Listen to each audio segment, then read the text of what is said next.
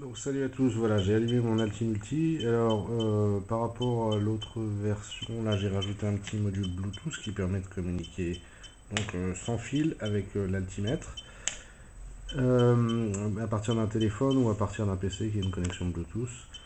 Donc cet Alti il a trois sorties pyro, 1, 2, 3, que j'ai mis des lampes dessus. Là il est en train de biper la continuité qu'il a sur les trois sorties. Jusqu'à présent, mes altimètres, on les configurait avec des cavaliers ici. Maintenant, là, j'ai fait en sorte qu'on pouvait redéfinir chaque sortie. On pouvait lui définir sa fonction. Elles peuvent être soit main, soit drogue, soit on peut faire un timer. Donc, pour chaque sortie, on peut la redéfinir. Ce qui fait qu'on peut avoir qu'un seul main, on peut avoir qu'un seul drogue et on peut avoir trois timers. Ou on peut même les désactiver. On peut vraiment faire tout ce qu'on veut. Bon, l'ordinateur enregistre ici dans une petite mémoire jusqu'à 25 vols. Quand je dis jusqu'à 25 vols, ça dépend de la durée des vols. Si les vols sont trop longs, il ne pourra pas forcément en mettre 25. Donc il enregistre l'altitude en fonction du temps. Voilà. Alors, donc, pour le programmer et pour lire les courbes de vol, on n'a même plus besoin de démonter la fusée, puisque on peut tout faire par téléphone.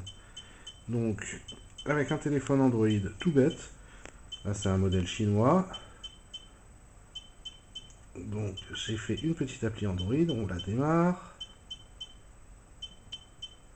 Voilà. On recherche les devices Bluetooth. Donc là, je prends le premier. Donc elle se connecte à l'altimètre. Dessus, on a possibilité, voilà, on est connecté. On a possibilité donc de configurer l'altimètre, de lire les vols, d'arrêter la continuité. Par exemple là, hop, j'en ai marre, ça bip, j'en ai marre, j'arrête.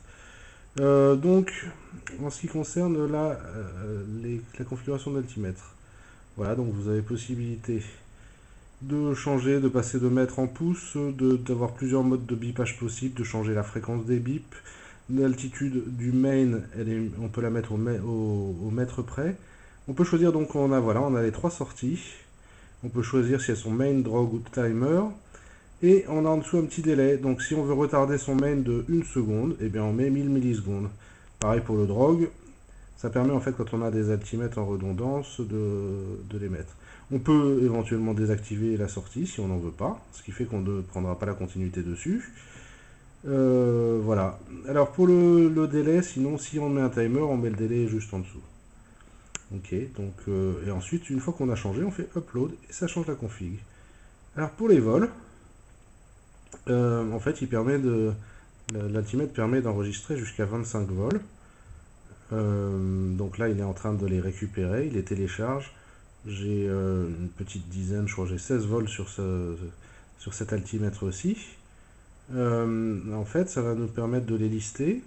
Et puis on va afficher le vol qu'on veut. Sachant que le dernier vol, ce sera celui qui a le numéro le plus élevé. Donc voilà, donc si j'affiche le... Une fois que vous avez chargé, c'est très rapide. Voilà, j'affiche le vol numéro 1. Je reviens en arrière, le vol numéro 2, etc., etc. Une fois qu'on a fini, on sort de tout ça. Alors, on a un petit écran about, ouais, pour qu'il nous montre juste que c'est fait par moi, avec mon logo. Un petit... On ferme cet écran, on fait déconnecter. Et voilà. Et on a fini avec cette application. C'est super simple. Malheureusement, il n'y en aura pas sur iPhone, ce sera juste sur Android. Voilà, salut à tous.